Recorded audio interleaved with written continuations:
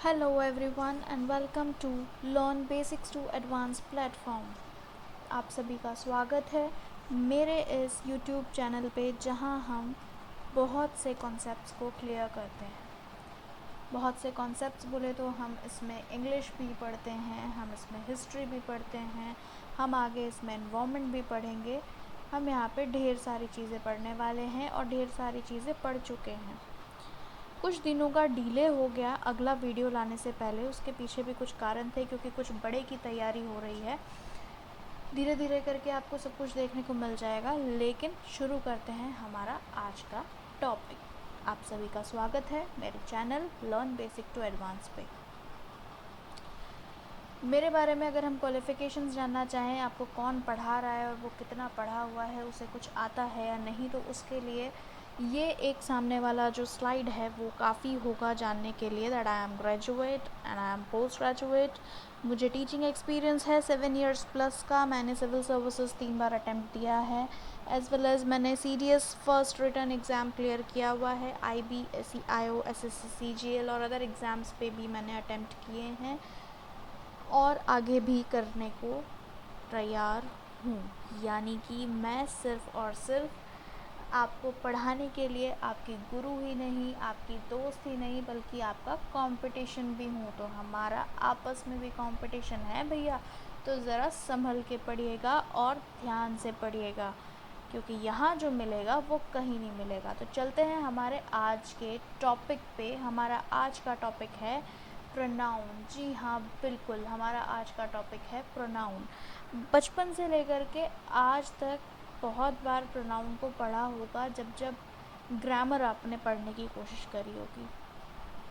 Noun के बाद हमेशा हम प्रोनाउन को पढ़ते हैं। जैसे हमने नाउन का लेक्चर किया था, हमने देखा था कि noun is related to all naming words, और उसके हमने बहुत सारे रूल्स भी देखे थे, बेसिक से लेकर के एडवांस तक के। उनके टाइप्स से रिलेटेड, आर्टिकल से रिलेटेड, सब्जेक्ट वर्ब अग्रीमेंट से रिलेटेड भी उसमें हमने काफ़ी रूल्स देखे थे। तो आज हम यहाँ पर प्रोनाउन का एक वीडियो लेक्चर शूट कर रहे हैं और उसमें हम आपको बताने की कोशिश क्या करेंगे, उसमें हम आपको बताने की कोशिश करेंगे प्रोनाउन को बहुत ही बेसिक पार्ट से। बेसिक पार्ट से मतलब प्रोनाउन का बचपन वाला डेफिनेशन से लेकर के एडवांस वाला डेफिनेशन, प्रोनाउन के टाइप्स, और टाइप्स के बाद में उन टाइप्स का एक्सप्लेनेशन, प्लस जैसे कि हमारे एग्ज़ाम्स में स्पॉट द एरर आते हैं, fill in the blanks with suitable, fill in the blanks से जो आते हैं ऑप्शंस के साथ में हमारे पास में, तो उसमें हम किन रूल्स के हिसाब से हमारे आंसर को कैसे सही करें, वो सारी ट्रिक्स भी यहाँ हम जानेंगे। तो चलिए बढ़ते हैं आगे। इंट्रोडक्शन देखेंगे, टाइप्स देखेंगे, टाइप्स के एक्सप्लेनेशंस देखेंगे, कुछ टास्क एंड उनके सॉल्यूशंस को अच्छे से समझेंगे, समरी देखेंगे और फिर हमारा क्लास हो जाएगा ख़त्म। देखने को तो यहाँ पर हम सिर्फ 5 पॉइंट्स में बात कर रहे हैं, लेकिन लेकिन लेकिन पढ़ने को हमारे पास में बहुत कुछ है। इंट्रोडक्शन पे आते हैं। जी हाँ, बिल्कुल, मैंने कहा था हम तो बिल्कुल बच्चों वाली चीज़ों से शुरू करेंगे। तो बच्चों वाली चीज़ों में अगर हम देखते हैं इंट्रोडक्शन में, the word used in place of noun are called pronoun, यानी कि नाम को बार बार रिपीट करने से अवॉइड करने के लिए उनके सब्स्टिट्यूट में हम जिन वर्ड्स को यूज़ करते हैं उन वर्ड्स को हम प्रोनाउन कहते हैं। Example, Anup is the only son in the family. या हम ये भी कह सकते थे अनूप हैज़ 4 सिस्टर। लेकिन अनूप अनूप अनूप बार बार रिपीट क्यों करें जब हमारे पास में हमारे ग्रामेरियंस ने प्रोनाउन की सुविधा उपलब्ध कराई है। अब ज़रा एडवांस वाला डेफिनेशन को भी देख लेते हैं। Pronouns are used as substitute of noun to avoid its repetition. Noun का repetition बार बार हो, उसको अवॉइड करने के लिए प्रोनाउन को यूज़ किया जाता है। I, he, us, they, its, our, me, her, him, your, this, them, you, ये सारे प्रोनाउंस होते हैं। लेकिन इन प्रोनाउंस को कब, कैसे, किन केसेस में कहाँ यूज़ करते हैं, किन रूल्स के साथ यूज़ करते हैं, आइए जानते हैं उसके बारे में। लेकिन सबसे पहले जाने तो सही कि भाई प्रोनाउन के टाइप्स कितने होते हैं। जी बिल्कुल, सबसे पहले सब्जेक्टिव प्रोनाउन जो हम एज अ सब्जेक्ट यूज़ करते हैं, नॉमिनेटिव केस में यूज़ करते हैं। देन ऑब्जेक्ट प्रोनाउन जिसे हम as a objective case use करते हैं।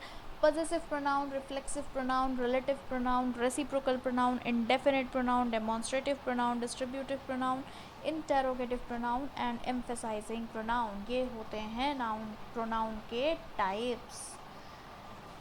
पहले थोड़ा सा पर्सनल प्रोनाउन के ऊपर में गौर फरमाते हैं कि पर्सनल प्रोनाउन क्या है। जी बिल्कुल, personal pronoun person to person, जब हम किसी चीज़ को समझने की कोशिश करें, पर्सन टू पर्सन, जैसे दो लोग बात कर रहे हैं, एक जना बोलने वाला है, एक जना सुनने वाला है। The first person is the speaker, the second person is the listener. तो first person I, we, me, us, mine, are in pronouns को यूज़ करेगा। सेकेंड पर्सन जो कि सुनने वाला है, उसको सुनाने के लिए फर्स्ट पर्सन यू बोलेगा, योर बोलेगा। भाई मैं अगर बात कर रही हूँ तो आपसे बात कर रही हूँ ना, मैं अगर बोल रही हूँ तो आप सुन रहे हैं ना। जी बिल्कुल, तो आई एंड आई का सेकंड पर्सन यू। और जिसके बारे में हम बात करेंगे, राम, श्याम, गीता, सीता, उनकी चाची, उनकी मामी, उनकी नानी, वो होंगे हमारे लिए थर्ड पार्टी ऑब्जेक्ट, जिनके लिए हम यूज़ करेंगे ही, शी, इट, दे, ये सब कुछ हम उनके लिए यूज़ करेंगे। टाइप्स ऑफ प्रोनाउन पर आते हैं तो मैंने आपको बताया नॉमिनेटिव केस यानी कि सब्जेक्ट केस, सब्जेक्ट प्रोनाउन, और ऑब्जेक्टिव केस यानी कि ऑब्जेक्टिव प्रोनाउन, ऑब्जेक्ट प्रोनाउन। जी हाँ बिल्कुल, तो नॉमिनेटिव केस यानी एज अ सब्जेक्ट हम I, you, we, they, he, she, it को यूज़ करेंगे। लेकिन इन्हीं को जब हमें ऑब्जेक्ट बनाना हो तो हम यूज़ करेंगे me, you, us, them, him, her, it. एक एग्जाम्पल बताऊँ, सुनिए तो example, I like them, I like them. I meet the girls and I like them, मैं उन लड़कियों से मिली और मुझे वो पसंद आई। तो यहाँ पर आई लाइक दैम में आई जो है वो नॉमिनेटिव केस है यानी कि सब्जेक्ट केस है, यानी कि बोलने वाला अपने लिए यूज़ करेगा, और देम जो है जिसको हम रेफ़र करके बात कर रहे हैं, जो हमारा ऑब्जेक्ट है थर्ड पार्टी, उसके लिए यूज़ में आएगा। ठीक है, आई होप ये समझ में आया होगा, ज़्यादा टफ नहीं है। दो चीज़ों की बात है, एक जना सब्जेक्ट, एक जना ऑब्जेक्ट, एक ही जना बोलने वाला, एक जना जिसके बारे में हम बात कर रहे हैं। तो बोलने वाला I, you, we, they, he, she, it के हिसाब से नॉमिनेट करेगा, सामने प्रेजेंट करेगा चीज़ों को, और जिसके बारे में बात हो रही है उसके लिए हम me, you, us, them, him, her, it इनको यूज़ करेंगे। बोर तो नहीं हो रहे, समझ तो नहीं आ रही? अरे अभी कहाँ से बोर हो जाओगे यार, अभी तो क्लास शुरू ही हुई है ना। स्ट्रेट बैठो, टिक करके मत बैठो, सारी चीज़ें अपने आप समझ में आएगी। दिमाग खोलो, अच्छे से सुनने की कोशिश करो, चैनल को लाइक, शेयर, सब्सक्राइब भी कर दिया करो यार, कभी कभी आपके लिए इतनी मेहनत करते हैं। तो चलिए आगे बढ़ते हैं। पॉसेसिव प्रोनाउन, पॉसेसिव प्रोनाउन जहाँ पर हम अपना खुद का कोई ओनरशिप शो करें। This pen belongs to me, this house belongs to you, this is your house, this is mine, this is mine. अगर कोई पेन मेरा है, this pen belongs to me, if this pen is belongs to me then it is mine, it is mine, that is your, that is your। लेकिन possessive pronoun के बाद, अच्छा अभी हम प्रोनाउन के बाद में ना एडजेक्टिव भी पढ़ेंगे, लेकिन थोड़ा सा कंफ्यूजिव चीज़ें आ जाती है, उसको मैं आपको अच्छे से एक्सप्लेन तो जब हम एडजेक्टिव करेंगे तब कर दूँगी। लेकिन एक चीज़ थोड़ा सा ध्यान रखना, जैसे पॉसेसिव प्रोनाउन होते हैं ना, वैसे पॉसेसिव एडजेक्टिव्स होते हैं। दोनों को देखने में कोई अंतर नहीं नज़र आएगा, लेकिन गौर फरमाओगे तो अंतर के तौर पर आपको एक चीज़ समझ में आ जाएगी कि पॉसेसिव प्रोनाउन जो होते हैं उनमें एस नहीं लगता, लेकिन जब पॉसेसिव एडजेक्टिव्स हम देखेंगे, उनको पढ़ेंगे, तो आपको दिखेगा कि उसमें एस भी लगता है। एस भी लगता है का मतलब क्या, हर बन जाएगा हर्स, इट बन जाएगा इट्स, योर बन जाएगा योर्स, आर बन जाएगा आर्स, देयर बन जाएगा देयर्स। अब हिज में तो एस नहीं लगा सकते ना, एस लगा देंगे तो फिर वो हिस हो जाएगा, और hiss is the sound of snake, you know, है ना। चलिए जी, रेसिप्रोकल प्रोनाउन, रेसिप्रोकल प्रोनाउन क्या होता है, each other, one another. Each other जब हम दो लोगों के बारे में बात करते हैं तब वो ईच अदर हो जाएगा, और दो से ज़्यादा लोग जब रेफ़र किए जा रहे हों तो वहाँ पर हम वन अनदर को यूज़ में करते हैं। चिंता मत करिए, इनके बारे में हम एक एक चीज़ों को डिटेल में पढ़ेंगे। अभी तो आप बहुत बेसिक की जानकारी ले रहे हैं, भाई हमारा चैनल ही बेसिक टू एडवांस है, तो पहले बेसिक जानकारियाँ लेते रहिए, और फिर हम इनके बाद में जब हम एडवांस वाली जानकारियाँ लेंगे तब आपको सारी चीज़ें अच्छे से समझ भी आएगी। जी हाँ, हमारा अगला type reflexive pronoun. Reflexive pronoun जो होते हैं ये वर्ब ऑब्जेक्ट्स होते हैं, these are the objects of verb. यानी हमारे सेंटेंस में जब भी हमें वर्बल ऑब्जेक्ट की ज़रूरत पड़ती है तो वहाँ पर हम रिफ्लेक्सिव प्रोनाउंस को यूज़ करते हैं। ये हमेशा अपने साथ में सेल्फ या सेल्फ्स कैरी करे होते हैं, myself, yourself, ourselves, themselves, himself, herself, itself. Emphasising pronouns जो होते हैं वो भी बिल्कुल रिफ्लेक्सिव प्रोनाउन के जैसे ही देखने को होते हैं, लेकिन वो उनका जो यूज़, उनके जो केसेस हैं वो थोड़े से डिफरेंस हो जाता है। जैसे ये यहाँ पर वर्ब के ऑब्जेक्ट होते हैं ना रिफ्लेक्सिव प्रोनाउंस, वैसे ही जो एम्फेसाइजिंग प्रोनाउंस होते हैं वो नाउन को एम्फेसाइज कर रहे होते हैं। एक एग्जांपल देखते हैं, he himself received the letter. He himself received the letter, उसने खुद से। ही जो यहाँ पर है वो किसी नाउन के रिप्लेसमेंट में ही तो यूज़ किया गया है, लेकिन ही के जस्ट बाद में हिमसेल्फ, यानी कि उस नाउन ने खुद ये चीज़ किया।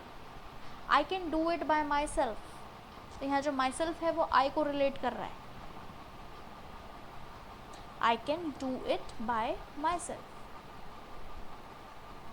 Do your work yourself, do your work yourself। यहाँ पर एक्शन है कि खुद कर लो, तुम कर लो, ठीक है। तो यहाँ पर नाउन पर ऐसा कुछ भी एम्फसाइज नहीं है, तो वो हमारा रिफ्लेक्सिव प्रोनाउन का केस हो जाएगा।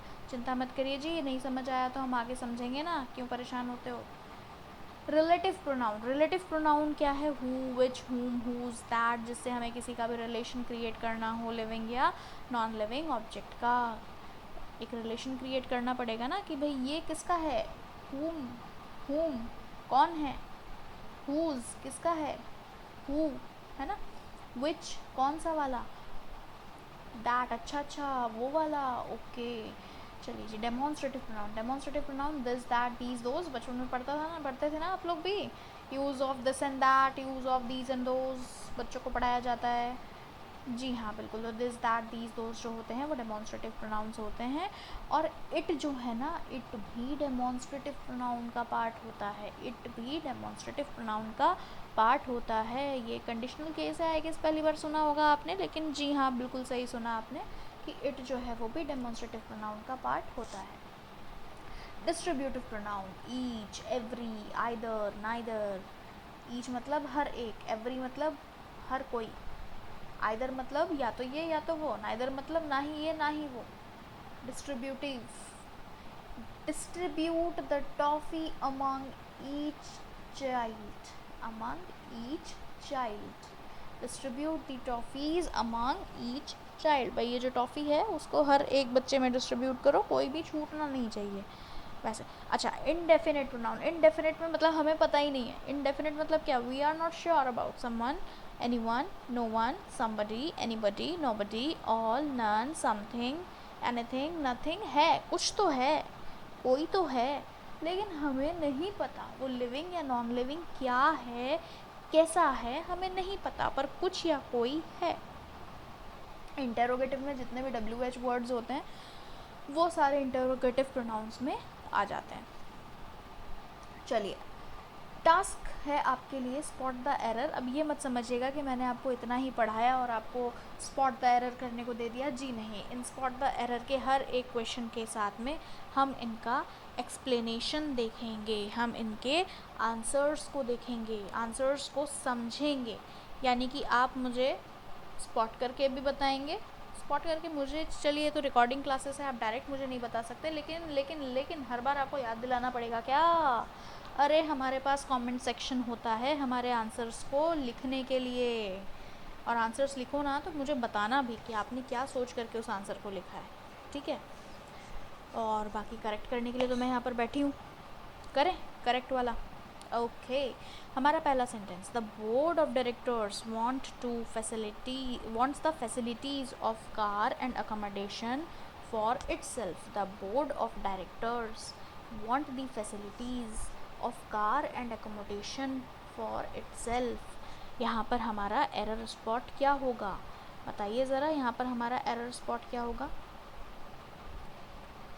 ध्यान से देखिए, यहाँ पर इटसेल्फ की जगह पर हम देमसेल्व्स यूज़ करेंगे, इटसेल्फ की जगह पर हम देमसेल्व्स यूज़ करेंगे, यानी एरर स्पॉट हमारा पार्ट सी है, पार्ट सी है, ये ए पार्ट, ये बी पार्ट, ये सी पार्ट, ठीक है।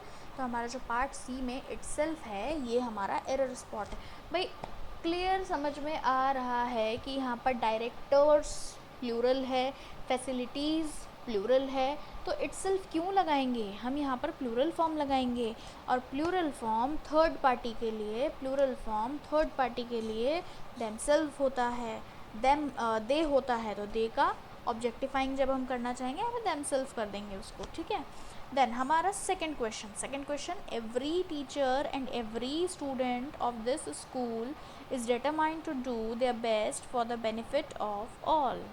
Every teacher and every student of this school is determined to do their best for the benefit of all, या फिर no error। बताइए जी यहाँ पर क्या होगा, बताइए जी। हाँ, यहाँ पर एक चीज़ समझिए, एक रूल समझिए, अगर हमारे पास में ईच एंड एवरी है, ईच और एवरी को अगर हम यूज़ कर रहे हैं तो उसके आगे फॉलो करता हुआ जो सिंगुलर जो नाउन होगा वो सिंगुलर होगा, और जो वर्ब होगा वो भी सिंगुलर होगा। उनको फॉलो करता हुआ नाउन, उनको फॉलो करता हुआ वर्ब, वो दोनों ही सिंगुलर होंगे।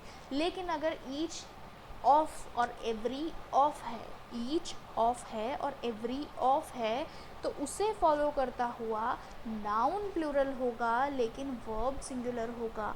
यानी दोनों ही केसेस में, ईच एवरी या ईच ऑफ एवरी ऑफ, दोनों ही केसेस में वर्ब हमेशा सिंगुलर मिलेगा हमें, लेकिन नाउन जो है वो चेंज हो जाएगा। ईच एवरी के साथ में नाउन हमारा सिंगुलर होगा और ईच ऑफ एवरी ऑफ के साथ में हमारा जो नाउन होगा वो प्लूरल होगा।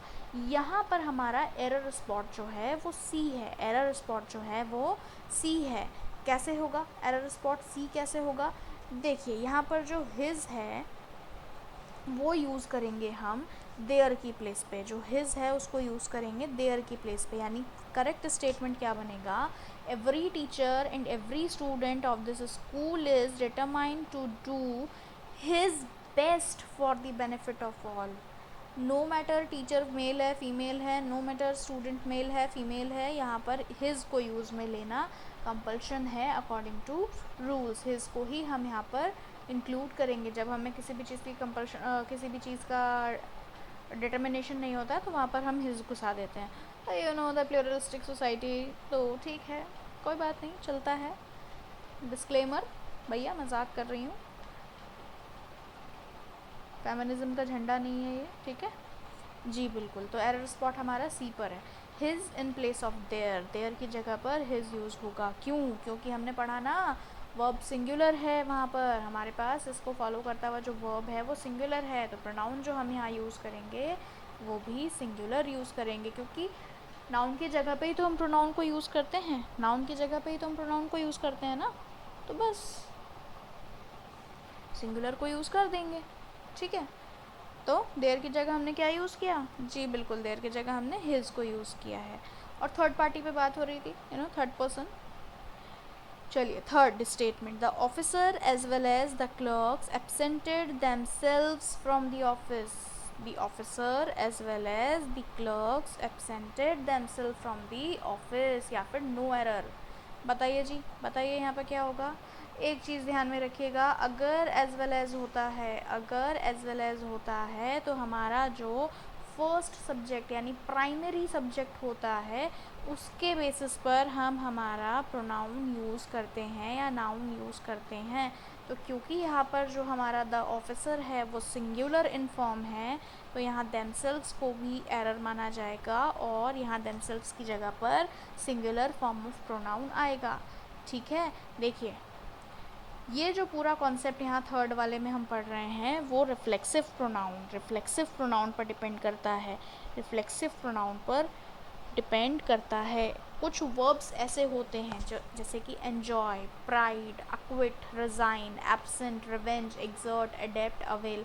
भाई यहाँ पे मैंने सारे नहीं इंक्लूड किए हैं, जो जो मुझे लगा कि बहुत इंपॉर्टेंट होते हैं, क्वेश्चंस में रिपीट होते रहते हैं PYQs में, यहाँ पर मैंने उन वर्ड्स को यूज़ में लिया है। बहुत सारे मैंने छोड़ भी दिए हैं, तो थोड़ा सा खुद भी तो मेहनत करिए, आपको मैं एक रास्ता खोल के दे रही हूँ, उस पर चलने का काम आपका है, प्रिकॉशंस लेते हुए चलने का काम आपका है। ठीक है भाई, दिल्ली के लिए ये रास्ता जाता है तो अब इस रास्ते में ऐसे नहीं है कि आप आँख बंद करके चल दो, गाड़ियों का ध्यान रखना है, समझ रहे हो, वरना एक्सीडेंट हो जाएगा। तो वही बात है कि मैंने भी आपके लिए एक रास्ता खोला है ये वर्ड्स बता करके, इनके अलावा और भी होते हैं तो उनके लिए थोड़ी मेहनत आपको भी करनी है। तो बिल्कुल हमारा जो थर्ड वाला स्टेटमेंट था वो रिफ्लेक्सिव प्रोनाउन पर बेस्ड है। रिफ्लेक्सिव प्रोनाउन पर बेस्ड होने के साथ साथ यहाँ पर एक रूल है जो हम क्लियर कर लेते हैं कि कुछ वर्ब्स ऐसे होते हैं, यानी कि enjoy, pride, equity, resign, absent, revenge, exert, adept, avail, needs, object with them, इनको अपने साथ में ऑब्जेक्ट की ज़रूरत होती है। लेकिन कुछ वर्ब्स जैसे कि move, turn, hide, stop, pause, halt, feed, bathe, rest, sleep, इनको नेसेसरीली ऑब्जेक्ट की ज़रूरत नहीं होती है कि इनके साथ में ऑब्जेक्ट होना ही होना चाहिए। कंपलसरी नहीं है, नेसेसरी नहीं है। हुआ तो बहुत अच्छी बात है, नहीं हुआ तो कोई बात नहीं, टेंशन लेने वाली बात नहीं है। लेकिन ये जो ऊपर वाले हैं ना, इनके साथ अगर नहीं हो तो फिर टेंशन लेने वाली बात हो जाती है। बिल्कुल समझ में आई बात। तो यहाँ पर हमारा जो एरर स्पॉट होगा वो सी पर होगा। जो देमसेल्फ या देमसेल्व्स जो यूज़ किया गया है उसकी जगह पर हम हिमसेल्फ यूज़ करेंगे। क्यों? क्योंकि यहाँ पर फर्स्ट सब्जेक्ट जो एज वेल एज के साथ में लगा हुआ है वो सिंगुलर है। तो सिंगुलर होने की वजह से हमारा जो वर्ब और प्रोनाउन यहाँ पर यूज़ होगा वो भी क्या होगा? सिंगुलर होगा। समझ में आया जी? चलिए फोर्थ वाले पे आते हैं। There were 5 active workers and 3 lazy one in the factory. There were 5 active workers and 3 lazy one in the factory. बताइए जी यहाँ पर एरर स्पॉट कौन सा है? आगे बढ़ते हैं, देखते हैं। फोर्थ वाले में जो हमारा एरर स्पॉट है वो सी पर है।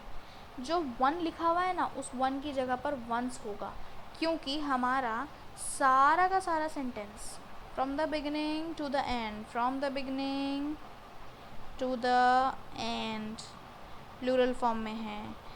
वर, 5 वर्कर्स, 3, है ना, प्लूरलिस्टिक फॉर्म में है। और जब ये प्लूरलिस्टिक फॉर्म में है तो फिर यहाँ पर 1 की जगह हम वंस यूज़ करेंगे। 1 की जगह हम वंस यूज़ करेंगे।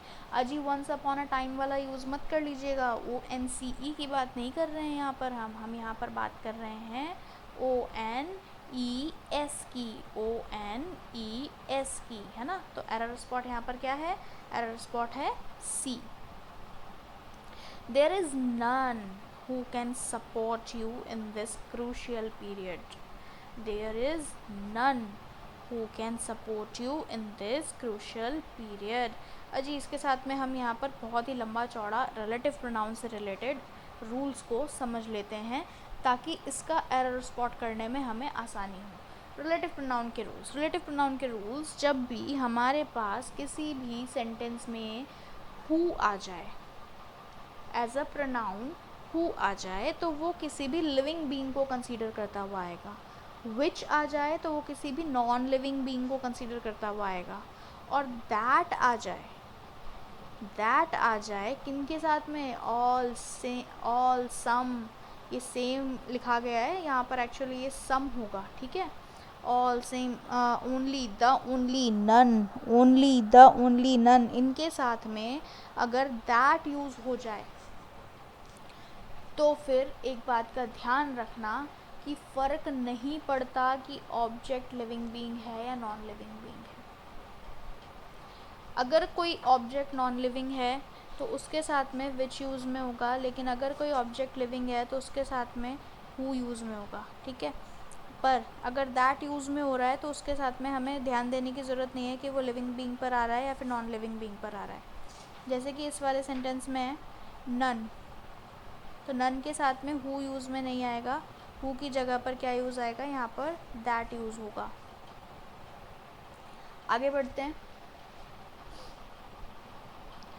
आगे यहाँ पर हमें देखने को मिलेगा दैट जो है वो एज अ सुपरलेटिव डिग्री भी यूज़ में आता है। दैट जो है वो एज अ सुपरलेटिव डिग्री भी यूज़ में आता है।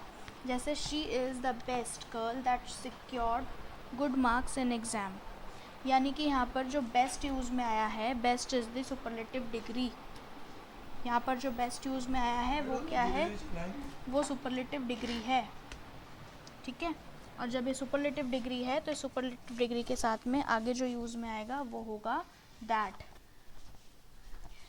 नेक्स्ट रूल पर जाते हैं। Any sentence beginning with who, which, उनके साथ में हमेशा दैट यूज़ में आएगा। अगर कोई भी सेंटेंस की स्टार्टिंग हुई है, अगर किसी भी सेंटेंस की स्टार्टिंग ही हु या विच से हुई है तो आगे वो दैट को फॉलो करता हुआ बढ़ेगा, आगे वो दैट को फॉलो करता हुआ बढ़ेगा। यानी कि who is the girl that comes in your dream.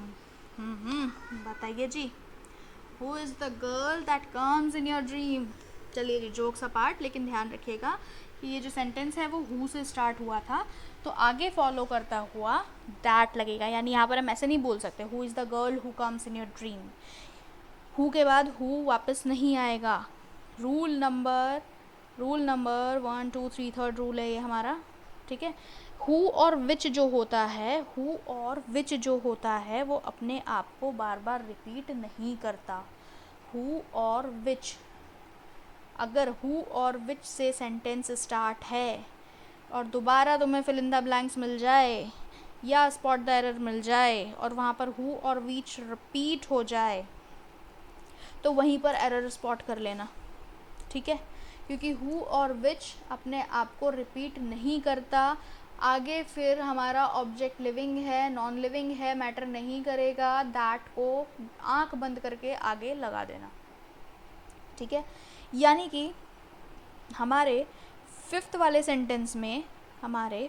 Sentence में there is none who can support you in this crucial period, यहाँ पर नन आ गया। और हमने यहाँ फर्स्ट रूल में एक बात जानी, बिल्कुल यहाँ जो हमने फर्स्ट रूल में एक बात जानी, all, some, only, the, only, none, इनके आगे आप किसी लिविंग पर्सन के बारे में बात कर रहे हो या नॉन लिविंग ऑब्जेक्ट के बारे में बात कर रहे हो डिपेंड नहीं करता। आपको इनके बाद इसको फॉलो करते हुए क्या लगाना है, आपको इसके बाद इसको फॉलो करते हुए क्या लगाना है, दैट लगाना है। यानी कि यहाँ पर जो हु यूज़ में आया है ना वो गलत है। यहाँ जो हमारे सेंटेंस में हु यूज़ में आया है वो गलत है, ठीक है। अगले सेंटेंस पे जाते हैं। Any of the to photos which reflect the natural beauty of Kashmir is worth seeing. Any of the to photos which reflect the natural beauty of Kashmir is worth seeing. यहाँ पर एरर स्पॉट करिए, यहाँ पर error spot करिए। जी हाँ, error हमारा कहाँ spot होगा, एरर हमारा कहाँ स्पॉट होगा, एरर होगा ए पर।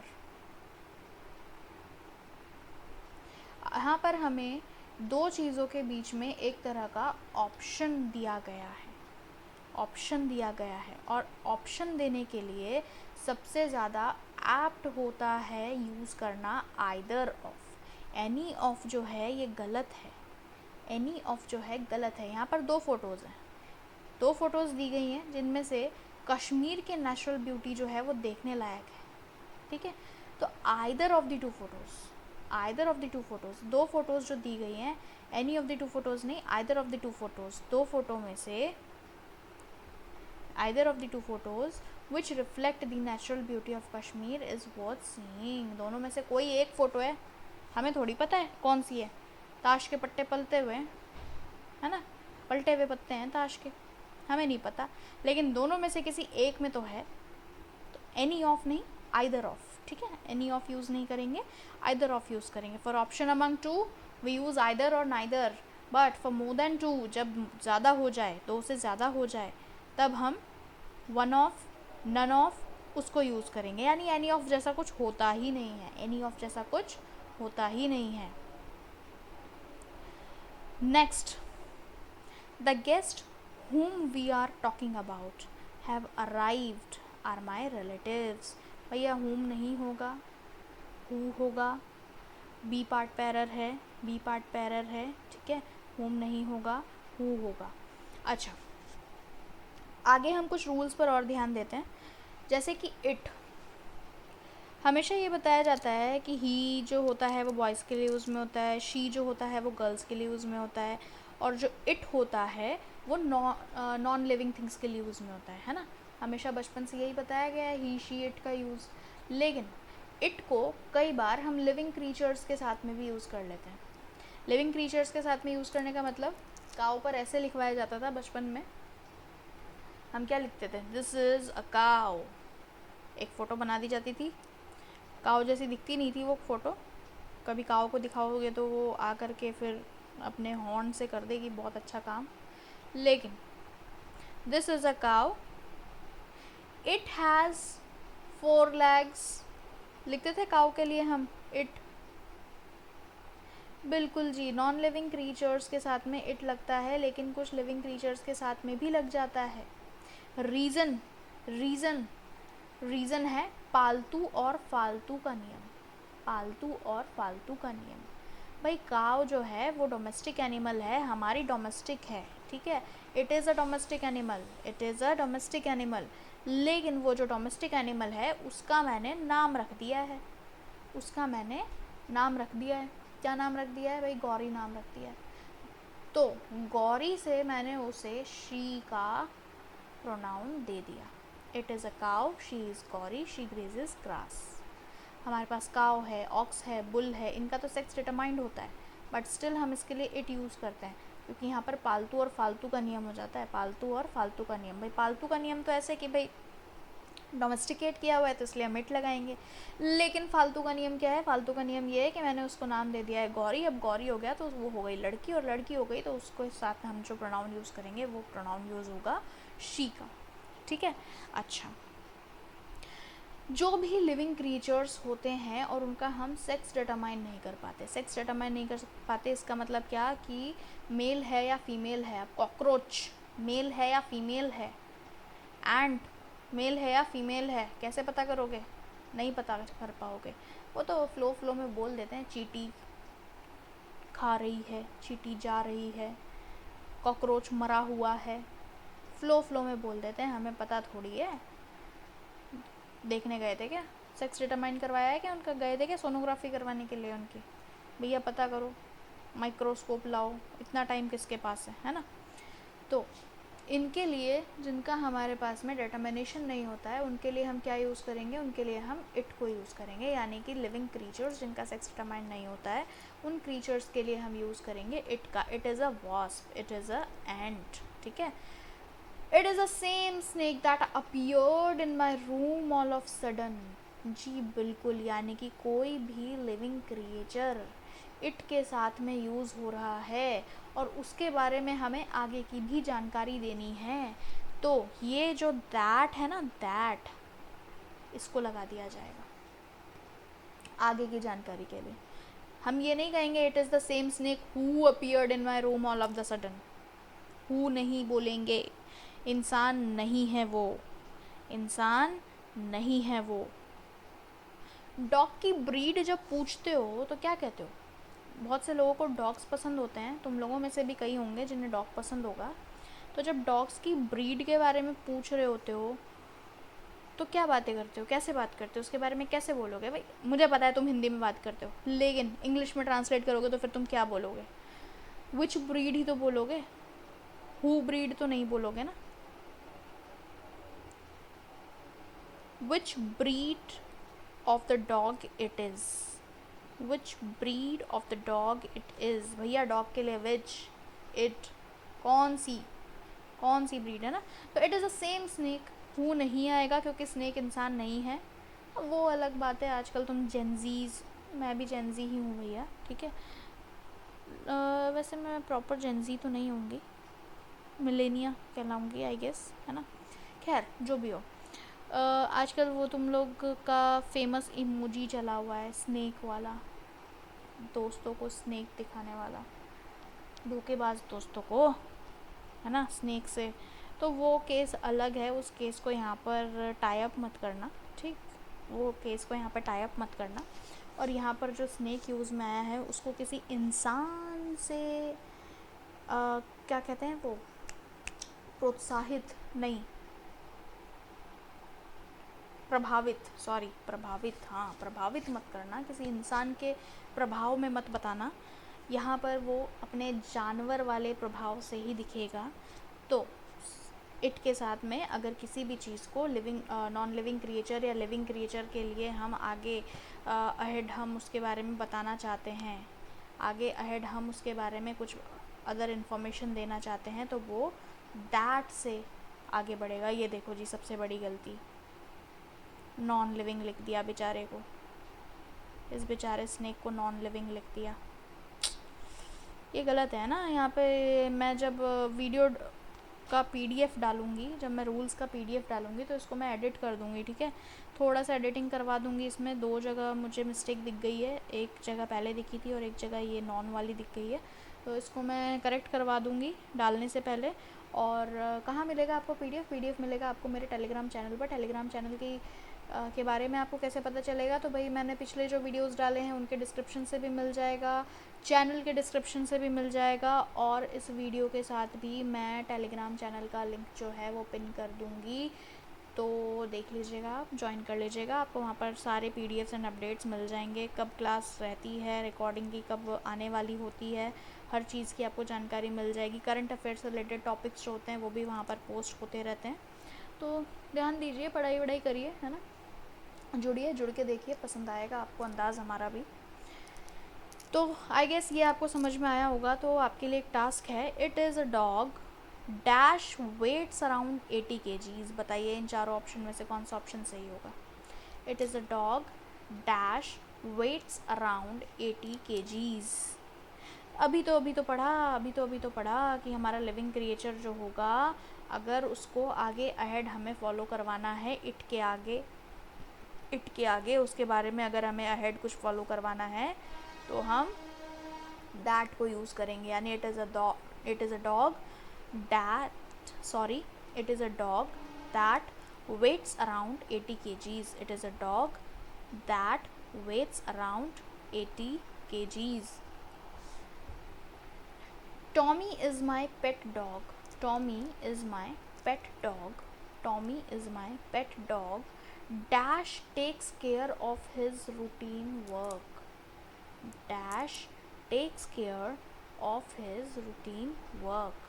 भाई यहाँ पर टॉमी नाम दे दिया, अगर आगे हमें और हिज लगा दिया, नाम दे दिया और हिज लगा दिया। देखो, हिज हम लगाते हैं ह्यूमंस के लिए, ये वाला काऊ वाला एग्जाम्पल, पालतू और फालतू वाला एग्जाम्पल। इट इज़ अ काऊ, ये एक काऊ है, तो इट इज़ अ डॉग, वो एक डॉग है। शी इज़ गौरी, और वो जो डॉग है ही इज़ टॉमी। और टॉमी क्या कर रहा है भैया, टॉमी अपने रूटीन वर्क्स का खुद ध्यान रख लेता है। तो भाई जब इसको हमने पर्सोनिफाई कर दिया, नेम दे करके जब हमने इसको पर्सोनिफाई कर दिया, तो आगे क्या होगा, आगे यहाँ पर लग जाएगा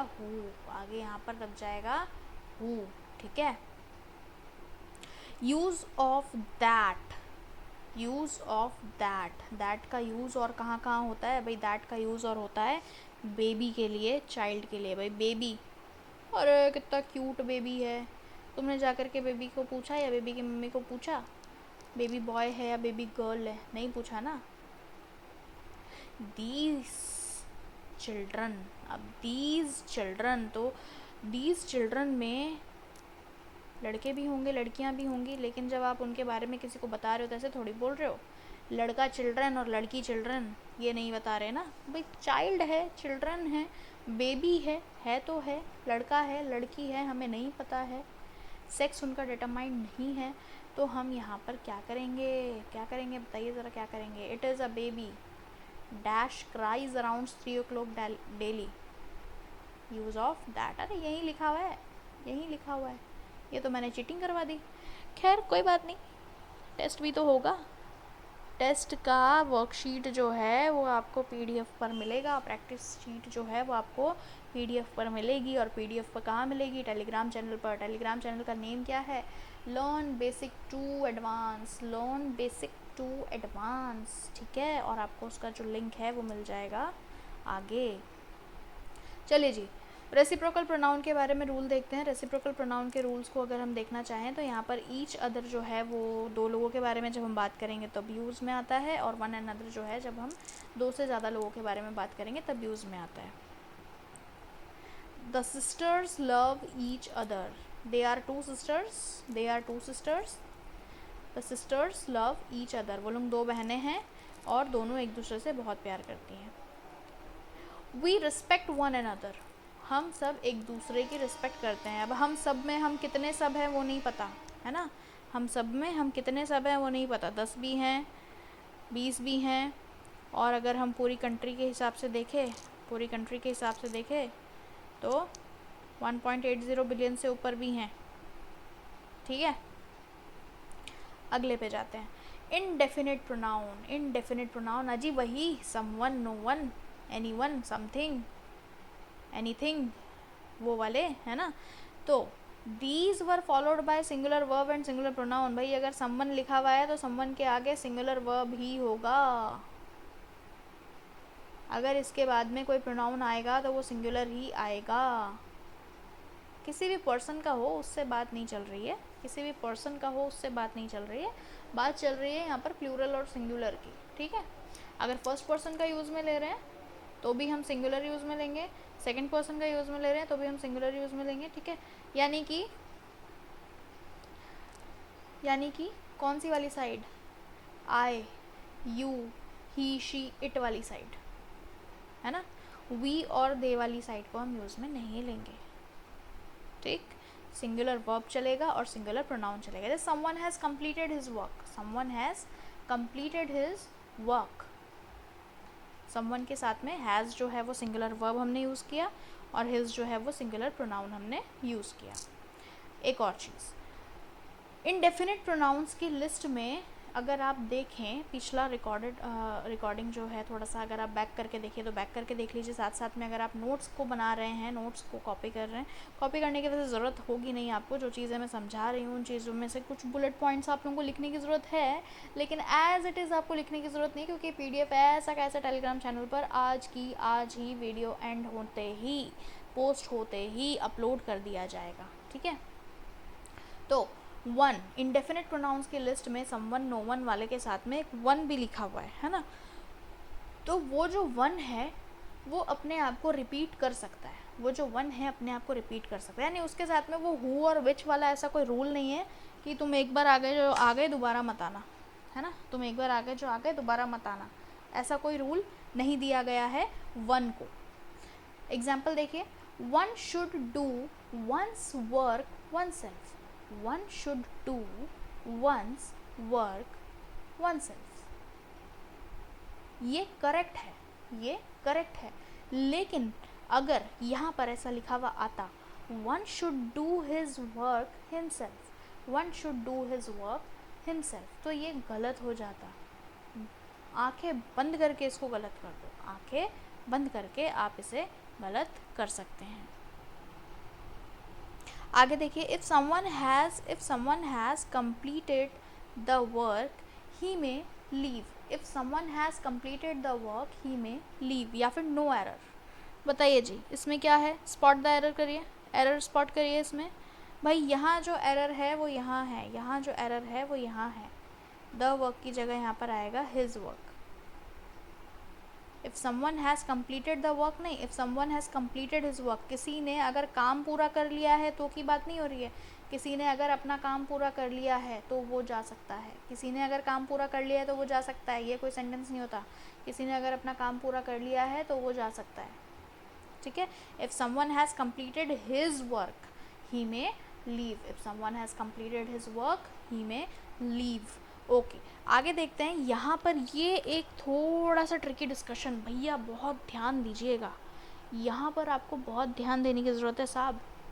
ठीक है, अ वेरी ट्रिकी डिस्कशन। क्या, she lent me some money with the condition that I should return the same within a month. ठीक है, शी लेंट, ओके भैया यहाँ पर हमने लेंट यूज़ किया, वर्ब का पास्ट फॉर्म है। ठीक है, पास्ट फॉर्म को यहाँ पर हम यूज़ कर रहे हैं। ठीक है, लेंट से समझ में आ गया, कोई बात नहीं। सम मनी, मनी अनकाउंटेबल है, मनी अनकाउंटेबल है, बहुत सारे हो जाएंगे ना, कितना गिनोगे, अनकाउंटेबल या काउंटेबल, सम हम यहाँ पर यूज़ कर सकते हैं। ठीक है, कोई बात नहीं। With the condition that, okay ठीक है, चल जाएगा। That I should return, okay चलेगा। यहाँ पर दैट जो है, that as a connective use में आया है, that as a connective use में आया है, that as a pronoun use में नहीं आया है, that as a connective use में आया है। I should return the same, I should return the same within a month. The same भैया यहीं पकड़ में आ गई, द सेम यहीं पकड़ में आ गई। क्या पकड़ में आ गई भाई? यहाँ पर इट आएगा, यहाँ पर इट आएगा। भाई अभी तो हम प्रोनाउन पढ़ रहे हैं, प्रोनाउन पढ़ रहे हैं, इसलिए आपको ईजी है, आप पकड़ सकते हो कि यहाँ पर द सेम की जगह पर हम इट लेंगे। लेकिन क्या होता है कि जब हम क्वेश्चन करने बैठते हैं ना, तो हमें उस क्वेश्चन का पूरा पोस्टमार्टम करना होता है।